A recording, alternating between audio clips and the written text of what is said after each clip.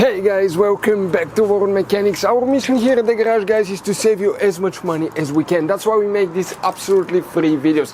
Let's go ahead and start on it now.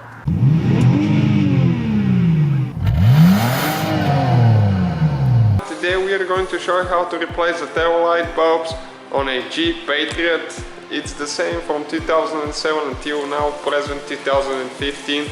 All the models are the same. What you need to do, you need to open the trunk.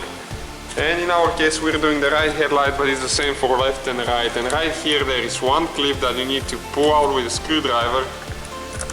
You pull the middle piece and then you pull the outside piece, like that. Okay, sometimes they get really stuck because they have mud in them. And now you need to pull to the back. There is two clips holding it. Okay, this one right here, it goes in the clip right there. And this one actually even came off the body. So we need to pull it out and put it there like that. So now if you need to replace the bulbs, that's where the bulbs are. This one is for the brake light and for the headlight right here. You just turn it to the left and take it off, and then you turn it to the right about 90 degrees and put it back on.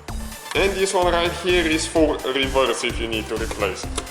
And now again you need to make sure that this gasket goes there, that the little seal, so water doesn't go in the tail light. You just put it back on and you just push back in the clips like that.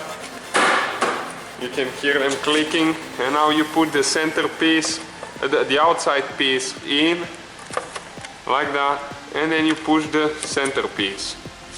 And the same procedure, the one on the bottom. Thank you guys for watching us. If you have any questions, let us know. Hopefully guys the video was helpful. Please do not forget to comment, like, subscribe. That way we can keep making these absolutely free videos. Guys, we have more than 19,000 free repair videos on our YouTube channels that can, guys, save you thousands of dollars in future repairs. Check them out. Thank you guys for watching and see you next time.